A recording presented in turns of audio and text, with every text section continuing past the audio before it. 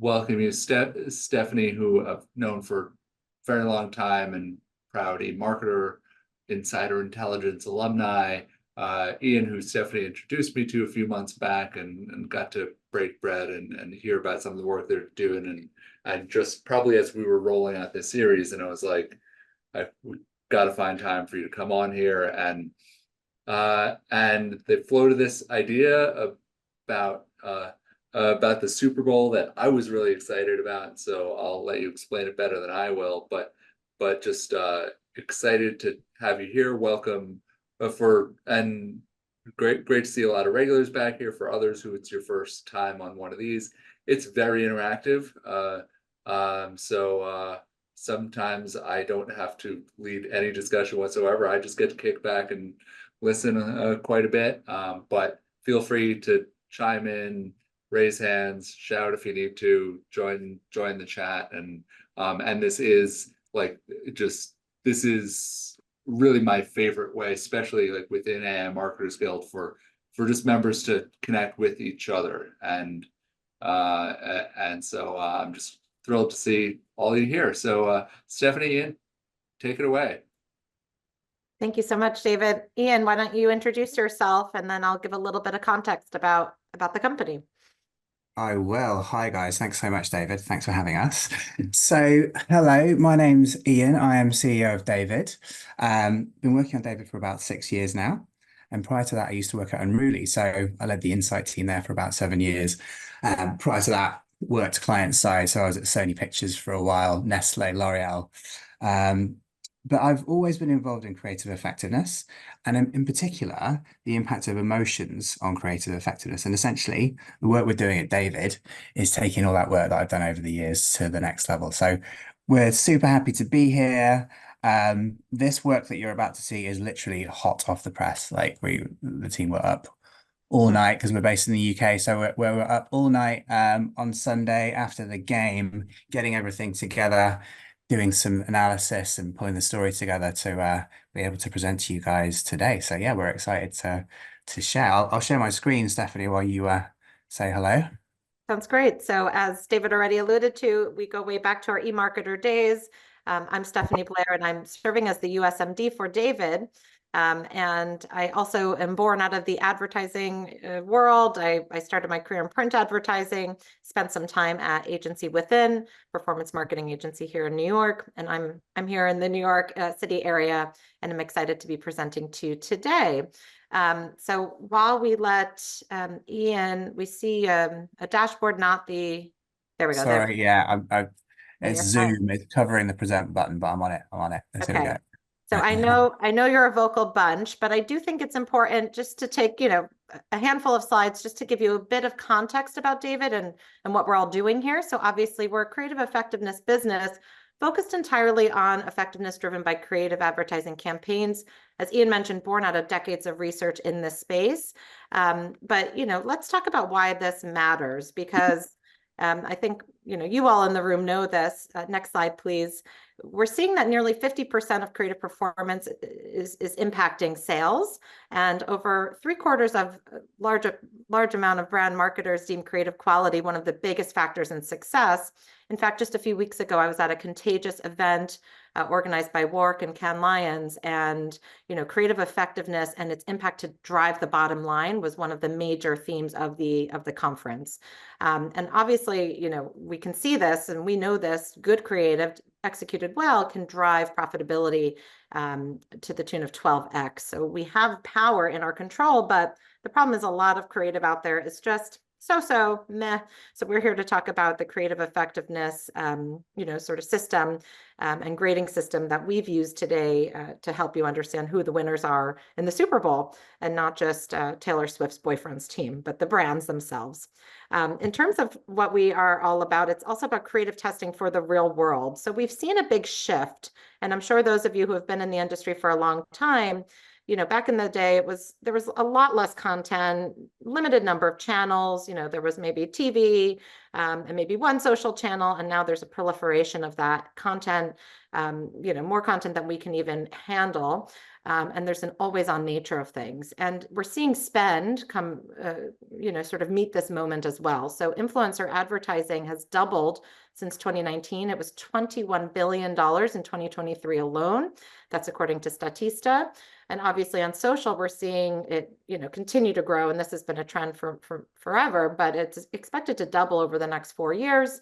And also other fast growing channels like retail and TikTok, CTV, this is according to eMarketer, we're going to see this all continue to grow and rise.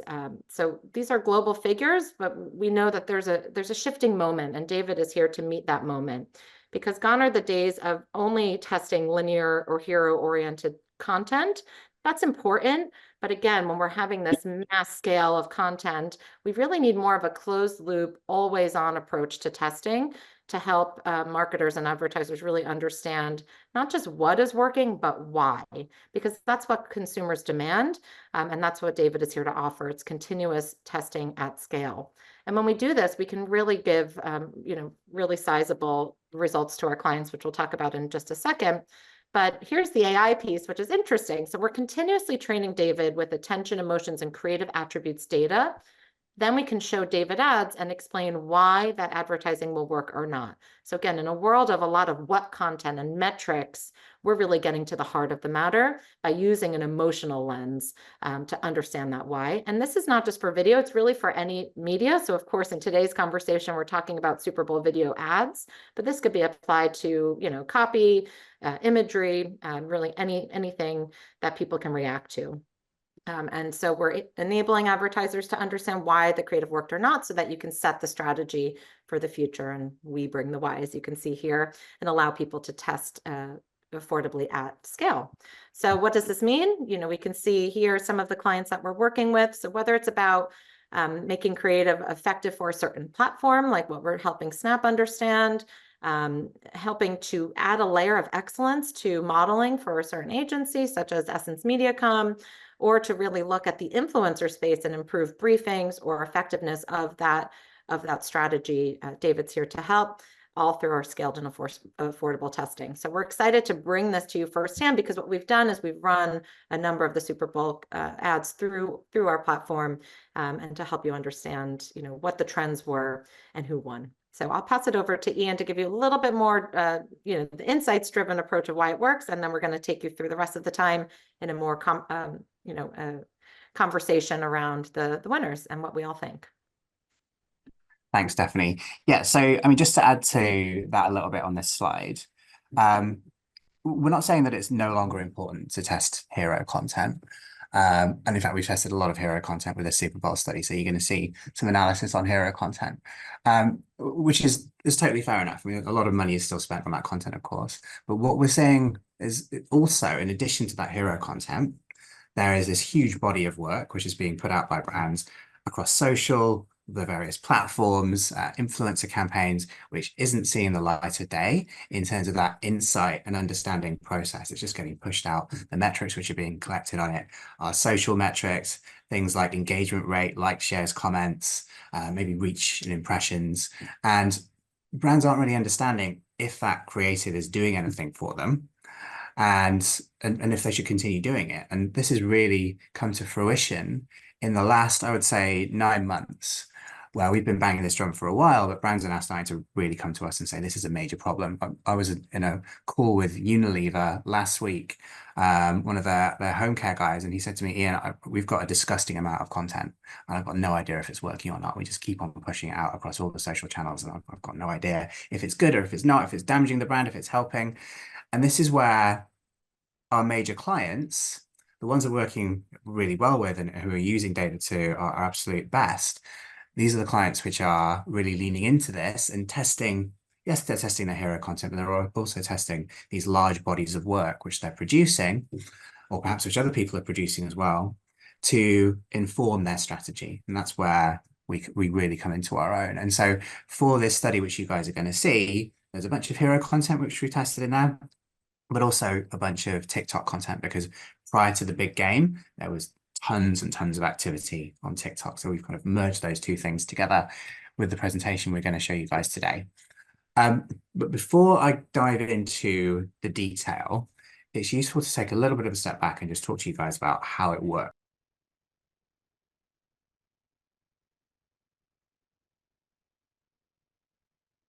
Ian, you've muted yourself.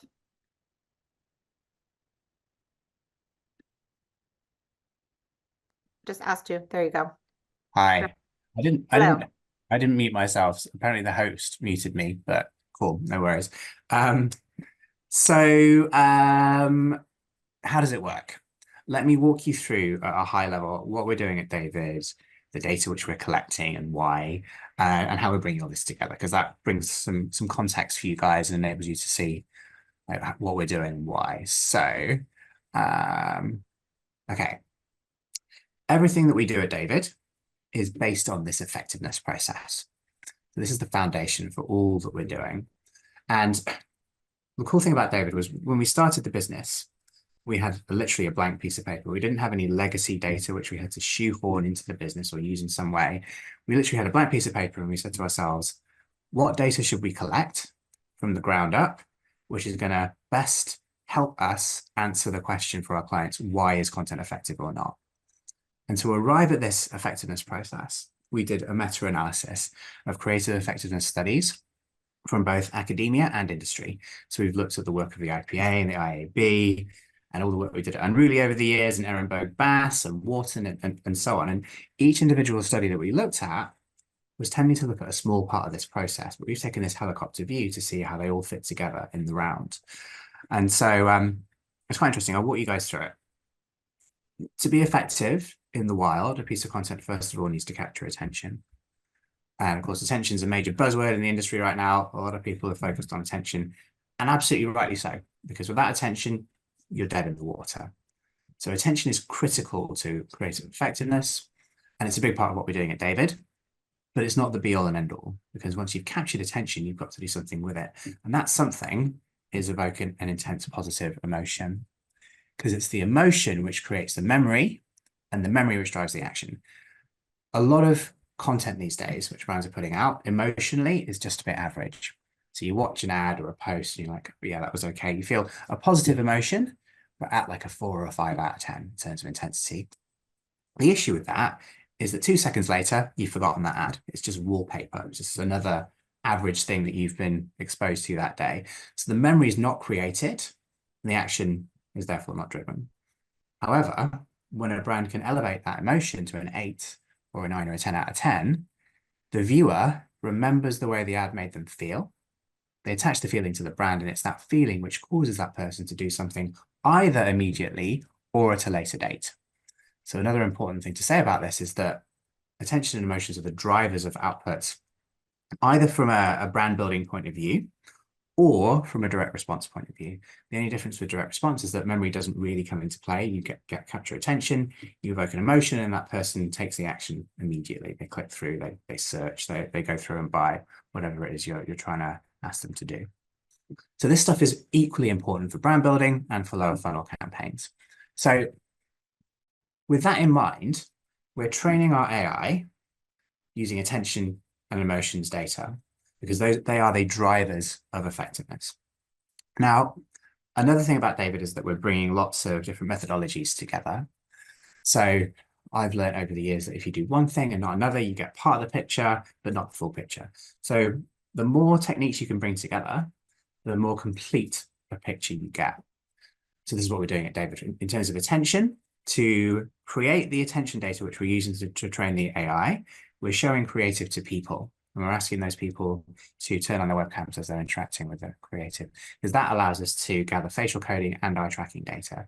So we're understanding, are people looking at the screen or not? When are they tending to look away? And also, what are they looking at on the screen? So what is capturing their attention? So that's a dual attention metric, which in itself is pretty unique in the industry. In terms of emotions, again, we've got a couple of methodologies here. Facial coding, where we're filming people's faces, allows us to see where are people smiling or frowning in the different moments of the video. And that's what facial coding is really good at, pinpointing those moments which are working well or not so well.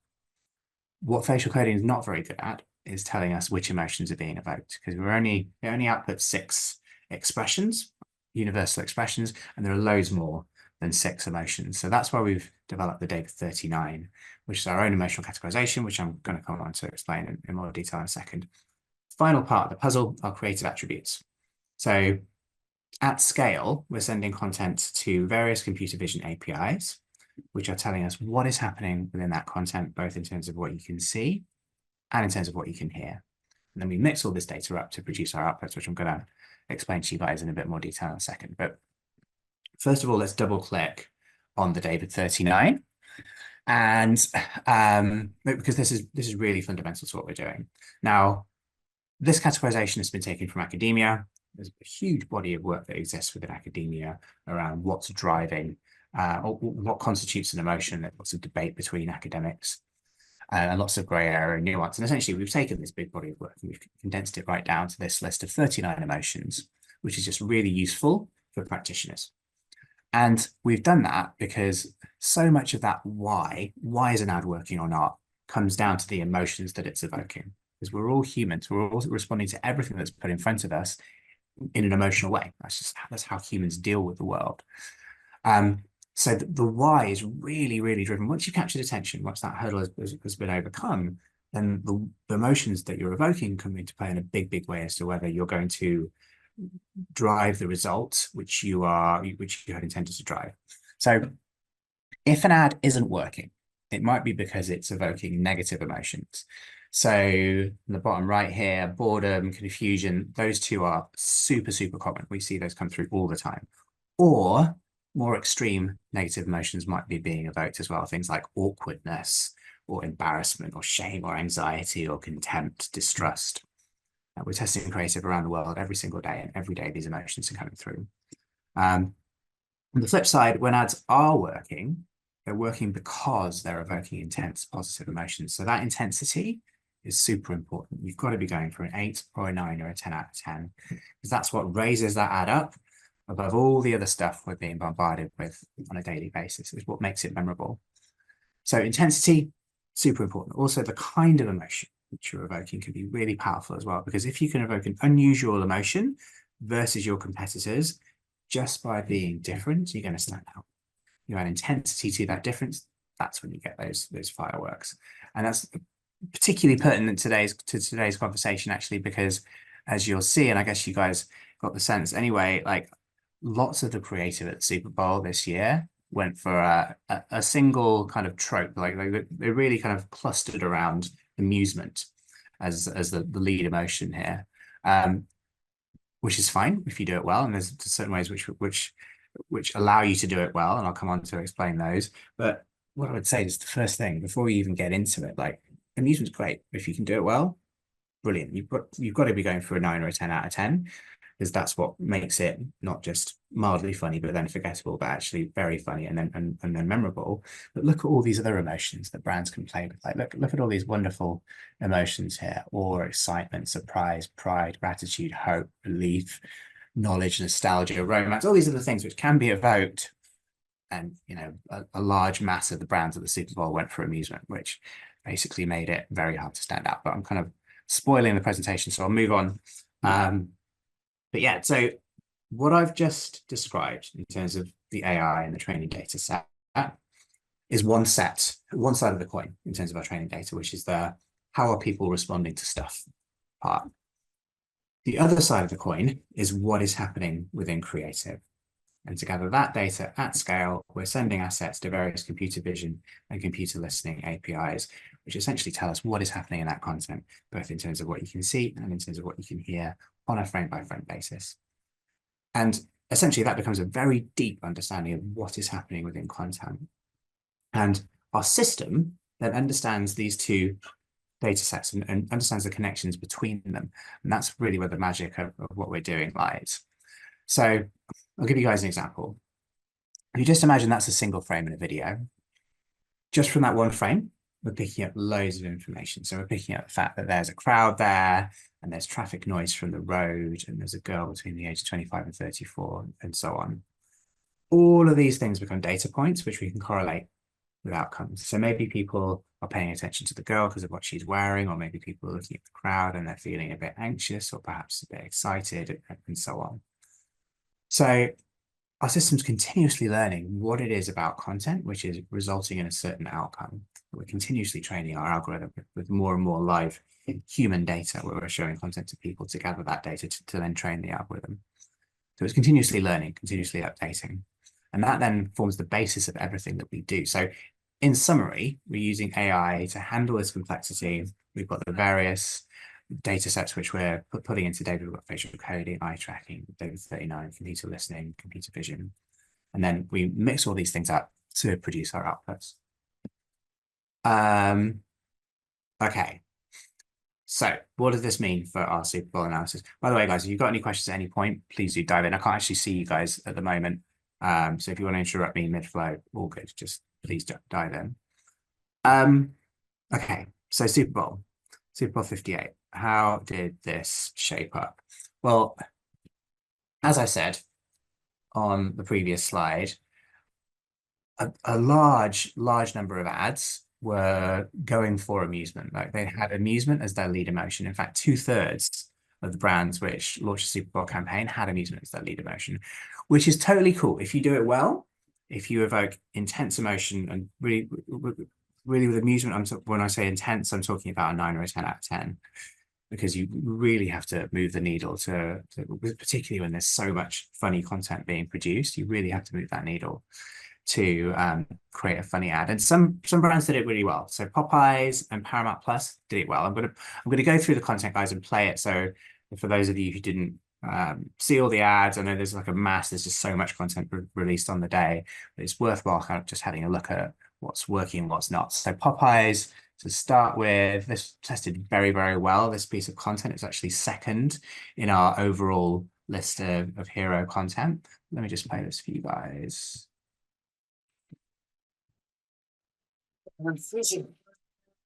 Yes, there's a better way.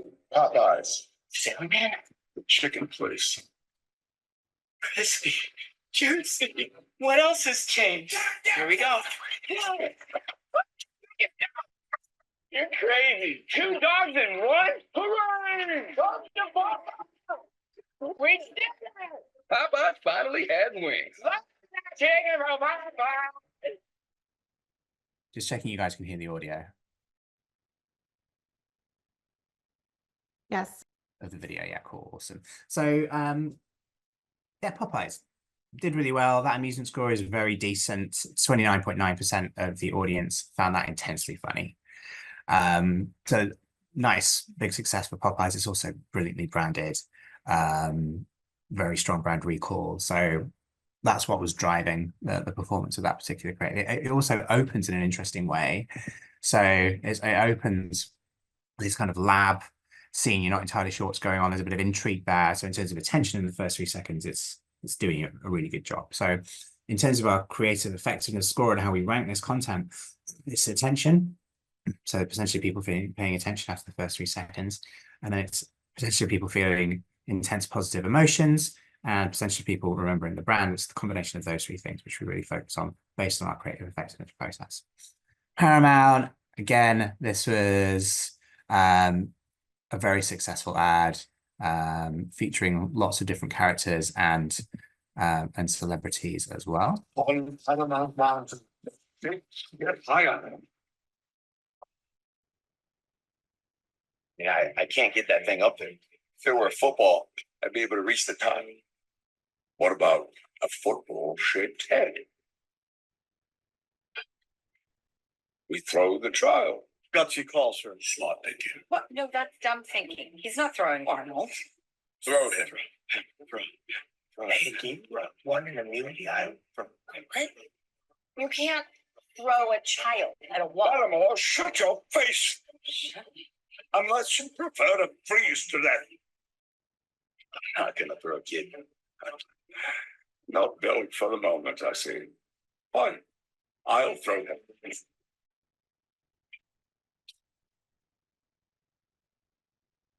And Creed's here. Watch and learn. It's the 5th quarter, and we need a hole-in-one before the 7th inning stretch. Be brave. And then I.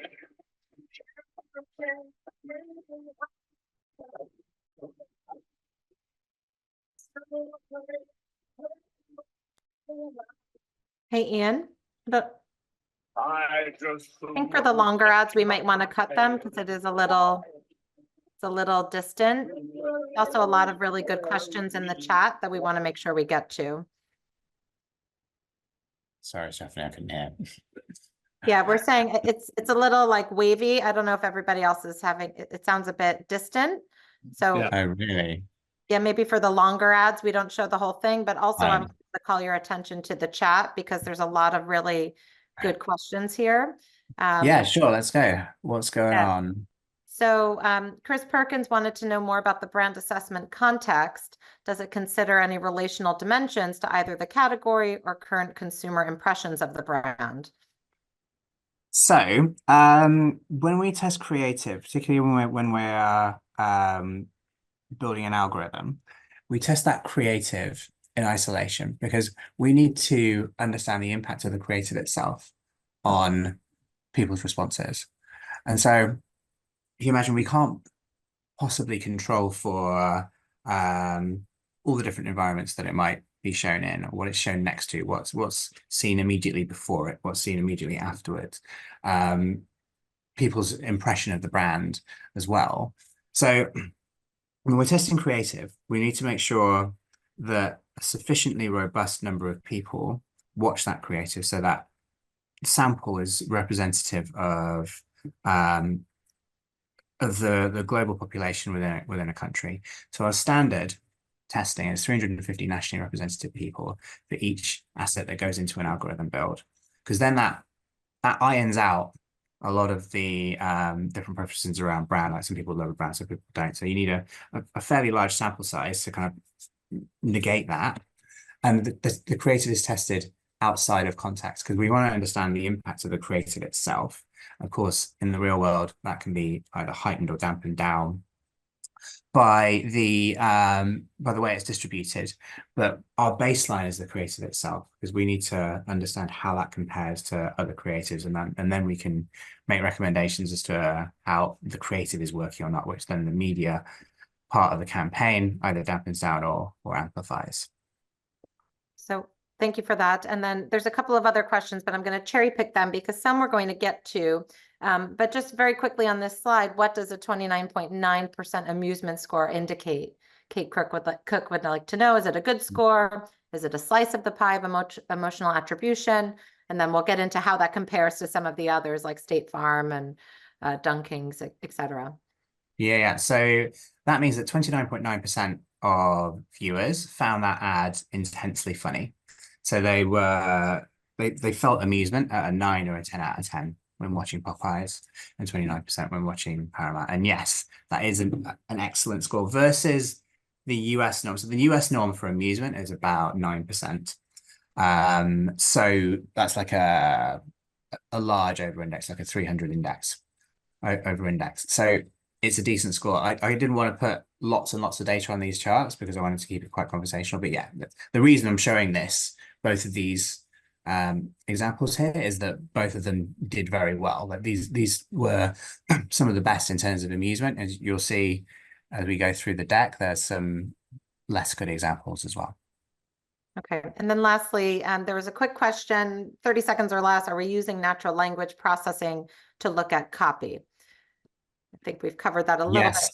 Yeah. We are. So the copy on the creative attributes side, the copy goes through Amazon Recognition, which includes natural language processing. So understanding the copy, so the words being used by the actors, we're transcribing those, we're transcribing anything that's said in terms of subtitles or any text which occurs on the screen.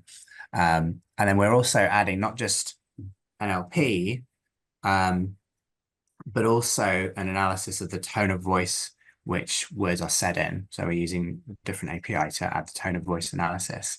And that adds a lot of color to like a simple text read. When you add the tone to the NLP, then you get a much deeper understanding of not just what's being said, but also the context and the tone, and also the back and forth between protagonists as well. Okay, and there's a lot of other good questions, so let's just take one or two more here. We'll share a Sure, few more okay. examples, go deeper. We'll talk later about ads that broke a lot of rules this year versus last. We'll talk about that in a moment. There are a couple questions around how do we align a particular set of emotions back to what's right for each brand? And I think this speaks to the way in which we collaborate with brands, and also, industry by industry, there are different standards or emotional white space that we can help brands figure out. So for example, you might care a lot about performance for BMW, but not so much about funny. So help us answer that question. That's a lot of people in the room are curious about that. Yeah. Great question. So I'm often asked, like, what's the best emotion for sales or for recall or search or whatever it might be. And the reality is there is no one best emotion for each brand outcome. A more interesting way to think about it is which emotions are right for my brand. And we often do these kind of category studies for brands. We did one for Shiseido, for example, looking at US cosmetics on TikTok. Because Shiseido had a problem. They had lots of new direct-to-consumer competitors who had launched on TikTok. And these guys were really eating Shiseido's lunch. Like, Shiseido were nowhere on the platform. Their engagement rates were well lower than their competitors. And they said to us, well, why is this the case? So we analyzed a load of their creative and their competitors' creative and created this emotional positioning map, which showed which emotions were being evoked by which brands in the space. And what that allowed Shiseido to do is identify the emotional white space. So these are underused emotions in that particular category. And as I said before, if a brand can move into that emotional white space, if it can evoke an unusual emotion versus its competitors, by doing so, they're going to stand out. And then you add intensity to that, and that's when you get those great results. So there's no one right positive. All the positive emotions can be used effectively by a brand, but I would encourage brands to understand their competitive landscape. What are others doing within that landscape? And where's the emotional white space that they can move into and own? And it's not just about picking any emotion which people aren't using. It's also about understanding which emotion is right for the brand. We help brands go through this process. And this is really the crux of this matter as well, in terms of the Super Bowl, with everyone focused on humor. It's really hard to gain cut through because if everyone's basically doing the same stuff. I mean, these two did well, but so many ads, like only 7 of the ads, the big game ads, but which went for amusement, only 7 of them evoked intense amusement among more than a quarter of the audience. So loads were just not hitting the mark. And when you consider how much money is being spent on these celebrities as well, it's a shame because brands there are so many other avenues you can go down to gain differentiation, as we saw on that other slide. So let's go through some of our other findings, because I have the benefit of knowing what is in store here, and there's a lot of juiciness. Somebody did ask about our model, and does it, how do we break out by demographic, and are there relevant differences? So where possible, if you have any color to add on that relative to the other examples, please add them. But I did type in an answer. Yeah, but we want to see the results. And exactly, let's go. Go ahead. All right, cool. So let's have a look at the next one. So if you're going to use humor, cool, but remember that humor is polarizing, right? So as with any emotion, you've got to be getting to a 9 or a 10 out of 10 to be memorable. To get to that place with humor, it's often necessary to go to a place where a brand isn't comfortable, because while you're making some people really laugh, you're really turning other people off, because humor is very polarizing.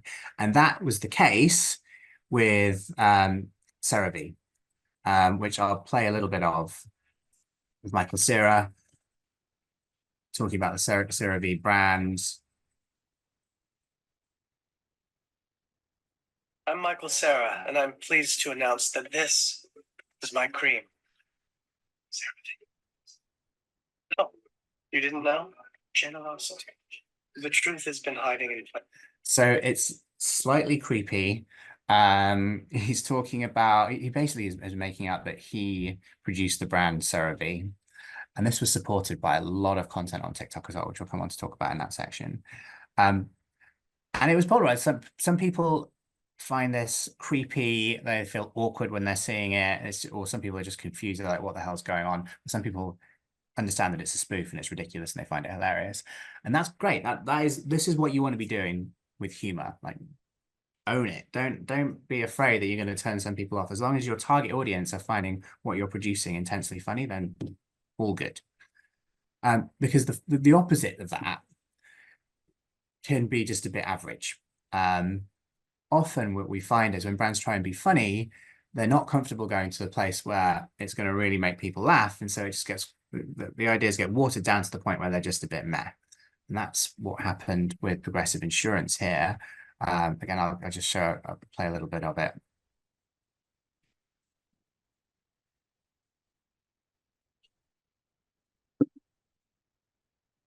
Not hearing this noise. Watch party. What's that party? I said party. Let's check the replay. This What Really Happened replay is brought to you by Progressive. One thing no one would challenge, protecting your home and auto with Progressive. My bad. They're pull forward a touch. Hope he's got Progressive. Sorry, that topiary came out of nowhere. Hey, everybody, if you want to have a watch party with more videos like this, click over here. So, it's just a bit average, unfortunately. And there was a lot of creative in the Super Bowl this year, which followed a similar kind of vein, like featured a celebrity, tried to be funny, and just was, I mean, not terrible, but just was okay. And then, and amidst all this noise, I guarantee you this will be forgotten almost immediately. And don't think that celebrities are going to get you out of jail free. So there's obviously ridiculously expensive ad with Beyonce, the Verizon one. I mean, again, it wasn't horrendous, but it was just okay. We had a fairly average. This thing is covering 12.8% amusement score for this Beyonce ad. Again, I'll play a little bit of it. You'll see what I mean.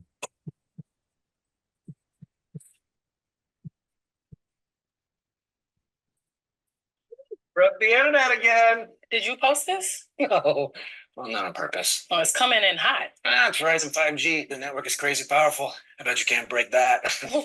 I bet I can. Wait, what?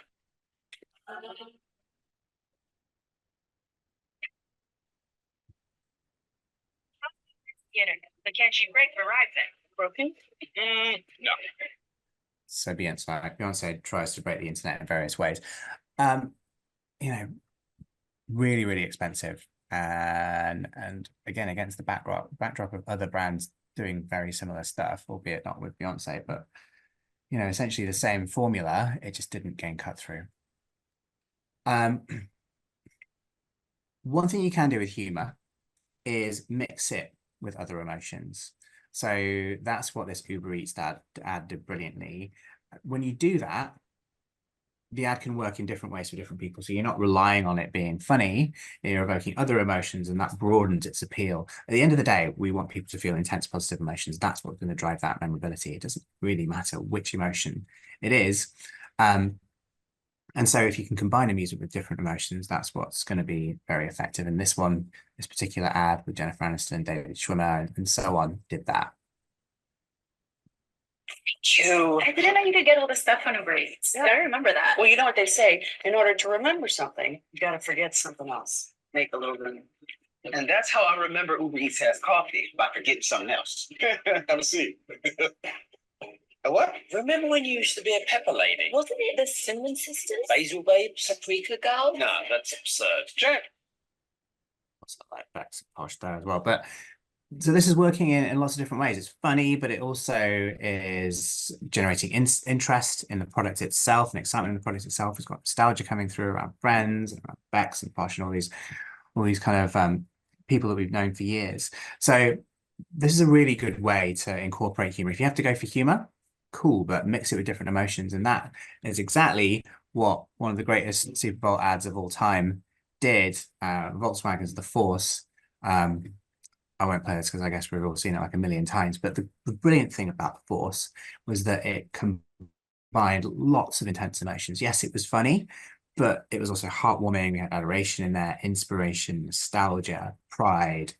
And it worked in a lot of ways, such that nearly 80% of viewers felt at least one intense positive emotion watching that ad, which was what makes it so iconic and so brilliant, because it's working for a large proportion of the audience.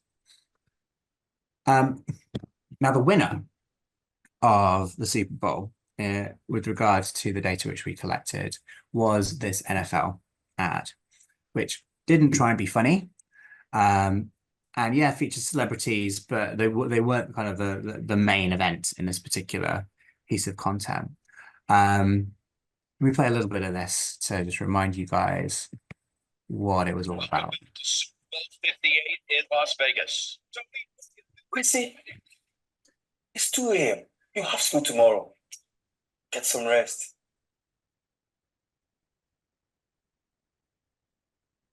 See you tomorrow, Saquon.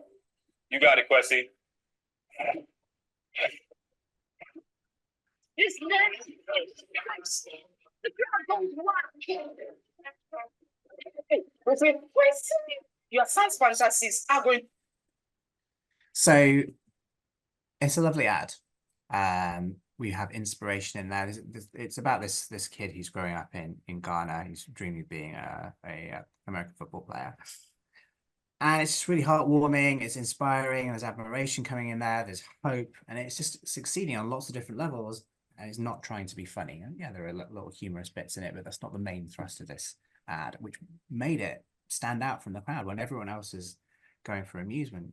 Going for different emotions can be very, very effective, and that's exactly what this ad did. Remember that attention plays a big role. So this Google ad was interesting because it did brilliantly at evoking positive emotions. Like 66.2% is a very good score for intense positive emotions. So a large proportion of the audience felt intense positive emotions when watching the ad. But what let it down was this attention score, because it's about someone whose vision is impaired, and it opens from his point of view. So if you guys remember, for many people with blindness or low vision, there hasn't always been an easy way to capture daily life. One base cropped. Move your phone down. Which is getting across the point of the guy's visual impairment. But as a viewer who doesn't know this creative and doesn't know where it's going, if you see that, you're like, well, that's blurry, that's weird, I'm going to look away. And a lot of people did. So where this fell down was, like in the real world, you'd be losing people after the first 3 seconds. But also the brand recall was low as well, because it's a lot of the content is just kind of showing the phone in this kind of blurred vision. Again, it's getting a point across the point, but not that many people were attributing this particular ad to Google, which is another problem, of course, when you're spending so much money, as this is an example of. So Squarespace, big game spot, directed by Martin Scorsese. So you can imagine how much this cost them.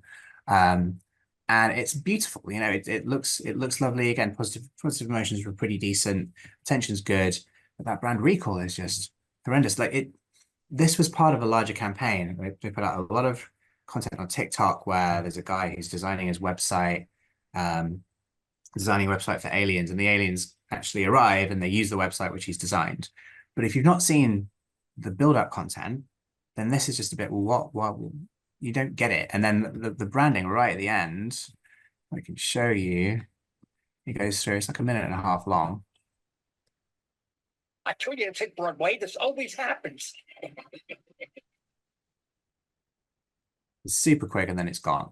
And you've not seen any of the build-up content where they're creating the site and they're showing the aliens and so it just didn't really make sense. And that brand recall score, 52%, you know, when you spend God knows how much, let's call it $7-10 million on this spot, when half the people watching that spot don't know it's a Squarespace ad, it's not a great result. So Ian, we've got 10 minutes left, so let's not use any more video, because there's also some good debate and discussion going on in the chat. Of course, I want to get to our findings. All right, cool. So one good way to make to really hammer home your brand and your brand and to drive that really great brand recall is to make your brand integral to the ad. And that's what Pringles did. They had Chris Pratt, who has got a Pringles mustache, and basically became the brand. And so all of the ad is very much centered on Pringles. And if you remove Pringles from the ad doesn't work anymore. And that's the best way, honestly, to drive brand recall. And that brand recall score you can see from Pringles is superb there. Okay, let's talk a little bit about TikTok and what brands were doing on that platform. Paramount, they had a lot of really nice polished content to support the main ad. So it wasn't the main ad, they didn't repost the main ad. They had other ads supporting it, which performed very, very well. They added color and amusement to the main spot in a really effective way. VW also did this brilliantly. They had an unusual piece of content as well, very much focused around nostalgia and the soul that Volkswagen brings to its cars. And the TikTok content supported that brilliantly. So it was really powerful, 15-second ads, all very strong. One thing that TikTok can be used very, very well for is to tease, trend, and extend. So prior to the ad, tease it, and this is what Dunkin' Donuts did with a lot of Ben Affleck content ahead of game day. Lots of teasing, building on last year's campaign as well. Like, what are they going to do? What's going to be the storyline this time? And then they trended. So they put actually the main ad on TikTok, but they did it in a format which was made for TikTok. It wasn't a horizontal video, it was a vertical video, mastered and edited for the platform specifically. And then they extended. So after the game, they showed content of what happened after he goes in and tries to sing, become a pop star, and he's kind of like shamed. So this is a really nice example of tease, trend, extend. And also CeraVe teased, trended, and extended really well. But what they did in addition to Dunkin' Donuts was they did so with unique content. So they built on the main spot. They didn't take like stuff from before it. It was shot in a very different ways. There's lots of different kinds of content. So influencer content, spoof content from the brand, like it leaked internal memos that Michael Cera has been trying to claim that he invented the brand and he shouldn't be allowed in the building, and these influencers being sent weird boxes by Michael Cera. Very, very good. All joining up together to really support the main message of the brand. So I won't read through these. Basically, it's just what we've discussed in terms of our key insights. Hope that's helpful. And we've got 7 minutes, and there's like 40 messages in the chat. So Does anyone want to come off mute and ask a live question? If not, I'll pull out a couple of the remaining questions from the chat. Thanks for being such a great audience. Yeah, thank you. This is great. I wanted to jump in on one of the rule breakers that I put in the chat about Bud Light with the genie, because they ended with their wish being to go to the Super Bowl, and then exactly cut right there. We're live back at the game, and the genie has brought them in the seats, and how that's scored in terms of at least it was back to back and right there, and it was a real good rule breaker. Yeah, interesting. I have to remind myself how Bud Light did it, and certainly not standout. I think they were mid-table from memory. And they did that extension bit that where they just flashed to them very quickly in the audience. So that, yeah, but again, right, it was continued into real time. The focus was amusement, right? Mm-hmm. So yeah, it was a slightly different creative device, but it was still playing in that similar kind of space to the other bands.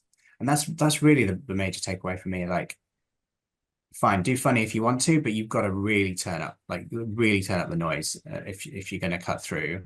And actually, there are so many other emotions that you can go for, which are going to get you stand out and make you distinctive. Just to poke further, and please other people come in, but the fourth wall breaking is really what I'm getting at here. The ad was fine. I agree, it was middle of the road. It's that the genie took them to the game and they were at the game, and if that registered in your list. I'll have to have a look. Honestly, I'm not sure. The campaign itself did not. It certainly wasn't one of the top 10. It makes me think a little bit of the SpongeBob SquarePants tie-in that was all over the place that was never really, I don't know, did Nickelodeon have an ad that tied into all the? Yeah, their own channel simulcast. It was Oh, hilarious. okay. It Yeah. was actually much better at some points than the actual broadcast itself. Wow. Okay. I I missed think it was the that. first Okay. time ever Nickelodeon also, I mean, they've done it before, but they had a box with commentators live. So it was, Oh, see, I just saw the ad part and that was cool because I didn't know what was going on, but I'm like, wow, they paid a lot to be right there. So it was actually another show simulcasting. yes, I basically. had to fight my 7-year-old not to watch that version and watch the real Wow. version so I could see the commercials because it was Kind of different. like the Puppy Bowl, you know, has its Yes. own vibe. Okay, thank you. No problem. I have So a I think question. we're covering, oh, go I have ahead, a quick please. question about David. kind of the background. This is fantastic, Stephanie, Ian. This is so fun that you work your ass off for this for us. And Thank you. David, thank you for having this meeting. It's great AIMG jam. So the question I have is the hard question, which is about, you're talking about outcomes. And do you have any insights in how you take this magic that you're providing to engage with that huge leap and jump across the company between what the marketing people are saying and what the salespeople are actually checking, or SKUs that are moving? You know, what it actually, as you say, outcomes, deliverables. The question really is about, you know, the sales loop back. Do you have any experience or insights? Because I bet that is the steepest hill that you're climbing. Yeah, 100%. So when we work with clients on these strategic projects, they're often bringing their own data to the party, and often that's sales data. So for instance, DirecTV, we are analyzing all of DirecTV's social content. And one of the outcomes that they care about, that their C-suite cares about, is net sentiment score. So that's one of the metrics that they really care about. But also, they have just brought to, like, we did a project on net sentiment score to kick off, and now they've just surfaced a bunch of website traffic and signups data. And so we're then correlating the social performance with traffic driven to the website and then people who actually convert. And that's a super rich data set. Like, clearly we're not normally privy to that data, but if the brand brings that into the process, we can absolutely correlate like our data with their data and give them insights, not just around how to evoke great emotions, but how to then result in how can we drive the results that are you talking to them about literally DirecTV new subscribers? Yes, exactly right. Yeah, because they've got that data. Yeah, so that's a really powerful way to use us. Like when the brand brings a lot of their own data and we mix it in with ours, then you get that why did this content drive the outcome that you're looking for? In that case, it's new subscribers. I have a question too, if I can squeeze it in. Ian, Stephanie, great presentation. Super valuable information. I have a question around David itself. Are you planning to make this available as a product, as a subscription service, or is that an internal tool that you're using for your services only? I could take this, Mark, and a few people have commented above, and so I added some pricing for managed service. So we have 2 ways to buy: managed service or self-serve. On the self-serve side, it's giving you some directional emotions, but the managed service is really these deeper dives that we've been looking at, analyzing all elements. And so for a single asset test, anywhere from 5 to 7K to really understand the why behind it. 20 asset tests in the 18 to 20K range to really figure out that content at scale and that deep dive, whether it's your own things, a competitive landscape, and then we can do bespoke projects beyond that. So drop us a line, let us connect on LinkedIn, or I'll put my email in the chat. We should definitely do that. We also have a giveaway. Anybody who wants to look at a fuller report of this, you can download that. I'll drop the link in now as well. So David, you should introduce them to Donovan because they're pretending to build this. Yeah, for sure. I mean, literally, they're pretending to build this, and why should they bother? They should talk to these guys. I mean, like, call now if or I'll email Donovan if you don't. So let you do it, because they're literally, tongue in cheek, pretending to build this is what's happening. Right, but we have it built. So we, Exactly. And we're talking about Ogilvy is what I'm talking about. yes, from last week. Yeah. We would love to be connected. Please, let's continue So the conversation. I on know that we're- point, Rory Sutherland is has just become an advisor of the business. I actually was on a call with him like of Ogilvy. an hour ago.